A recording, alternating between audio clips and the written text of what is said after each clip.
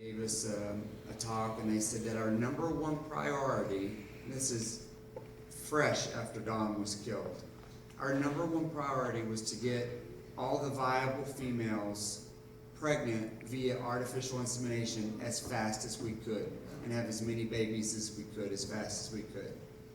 No even mention about Don Bradshaw or our safety. So, and yeah, I left that out about Alexis, back to the deceit. So, about 2.5, 3 weeks after Alexis was killed, meanwhile we're swimming the whole time, we have no clue how he died. Mike Scarpuzzi had to fly, he's VP of Zoological in San Diego, and he had sent Brian Rakesh from San Diego to be the SeaWorld supervisor, because there always had to be a SeaWorld supervisor there for the whales and especially for the water work. So, and Brian was the spotter when Alexis was killed. So he flew to Spain to get all the information, and I'm sure to strategize with all the lawyers what they were going to do, how they could get away with this. And it's just crazy to think that we did effectively sweep that under the rug for a couple of months until Don was killed, and then people started digging a little deeper and then found out, wait a minute, another trainer was killed at this other park, still not connecting the dots that those were SeaWorld whales and SeaWorld supervision. So Mike Scarpuzzi, he finally, and of course I worked with Mike for years, I knew him very well, so when he showed up in Texas, because of my history with him in California, I just asked him point blank, I said, did Keto crush him? And Mike broke eye contact with me and looked around the room, and if you know Mike Scarpuzzi, he doesn't break eye contact with you. So he broke eye contact with me, he looked at everybody else in the room, all the other Shamu trainers, and he said, we don't know what happened to him. He most likely panicked and drowned because he was when Keto grabbed his leg and pulled him under, because he was relatively inexperienced with water work. That became the standard answer for all of management. The reality of it is that Keto did crush him on the bottom of the pool, and they knew it. They knew it right away, because when they pulled, I guess they're so stupid, they think on a lot of areas, but they think that we don't communicate. Well, I had a good friend that was one of the trainers in Spain.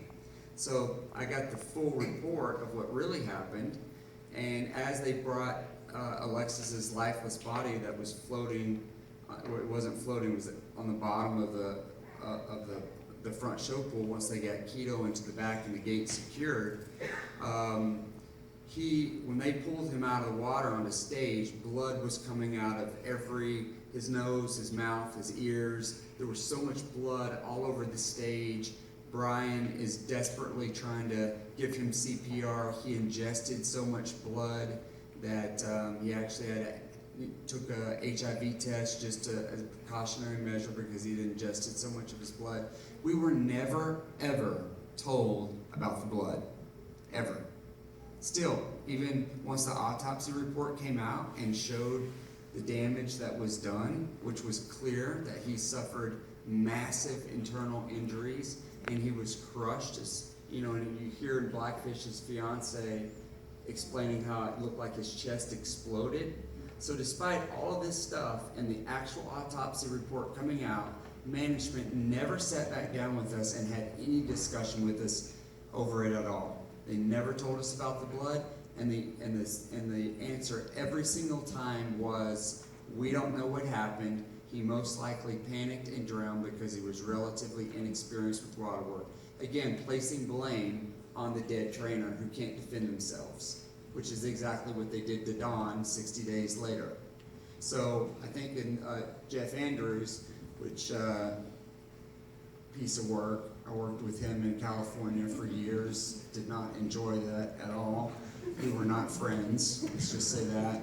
But he testified as SeaWorld's expert witness, and he said, without looking at Tillicum's profile or speaking to any of the eyewitnesses that were there the day of the attack, or even looking at the autopsy report, he testified in court for SeaWorld and said that Tillicum was never aggressive with Dawn, and he was simply just controlling her movements so she couldn't reach the surface.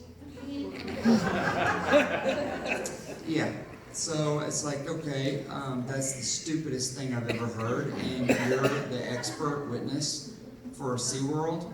I mean, didn't you guys go over this and realize that no one's going to buy that crap? So, but I mean, it's just amazing. And Jeff at that point had not worked with killer whales for 9 years. Now, as a result of giving this very lame and torn apart, the judge just totally shredded him and tore him apart.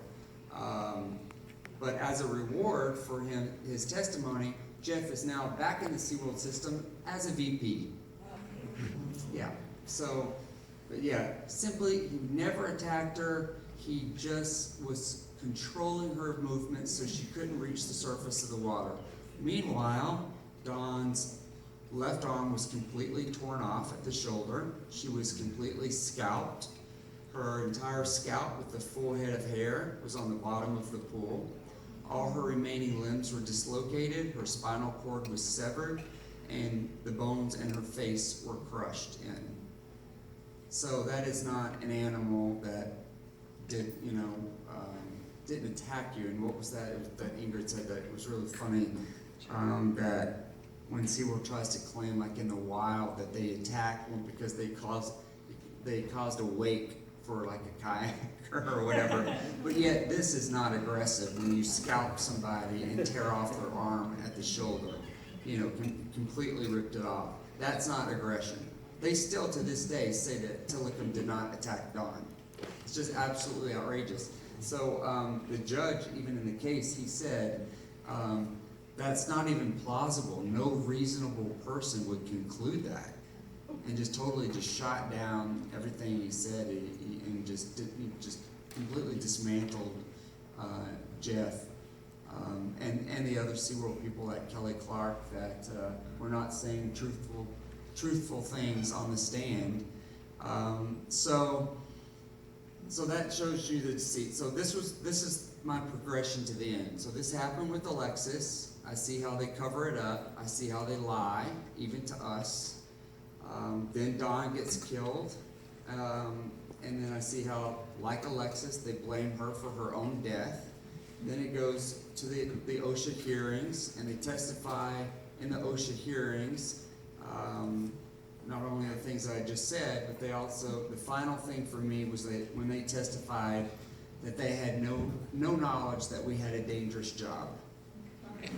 Meanwhile, on all their own records with all their own signatures, they're talking about how dangerous certain whales are and why only certain approved trainers can work or swim with certain whales, or why some whales were non-water work because of how dangerous they were. But in federal court, they testify, we had no knowledge that it would be dangerous for a trainer to be in close proximity to a captive killer whale. So, of course, the judge shredded that also.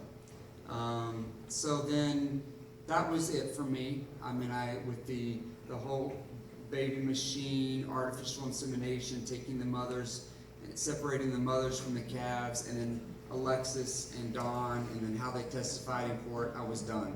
My spirit about this was just completely broken. My passion was dead. And I decided I was going to speak out, and 7 days after I resigned is when I shot my interview for Blackfish.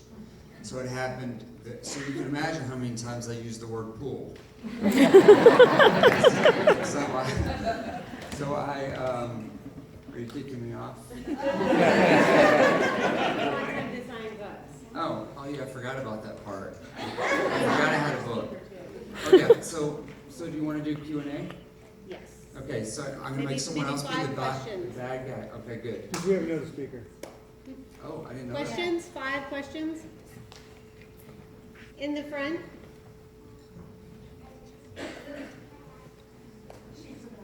Okay, we'll come back to you, honey. It's okay, London. We'll come You back can to be number 6 anyhow. My question is about the med tanks. You had mentioned that they would put the orcas in those tanks multiple times a day. What was the reason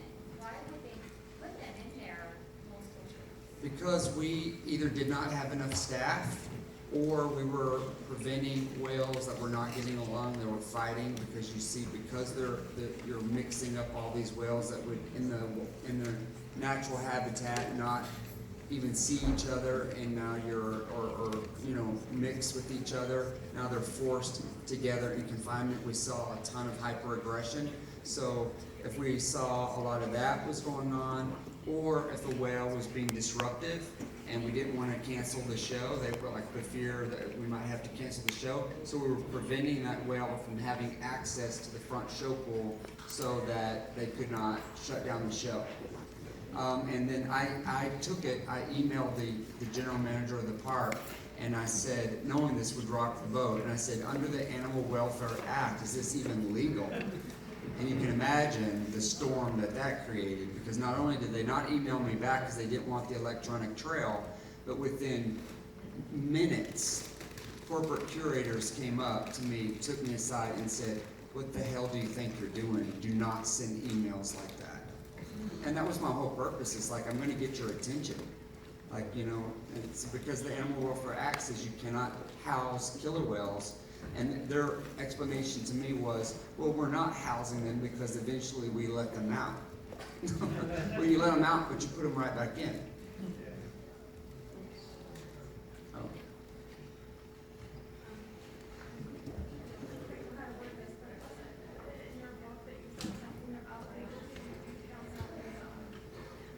Say that again, something in my book. About the details in your book, and I'm not sure if I have this straight, so I want clarification, but they did give you details on the Keto Alexis killing, but when you inquired more about the total common dog situation, they just told you there was nothing at all as if they didn't. Well, there was a corporate incident report generated on Alexis, but again, they left out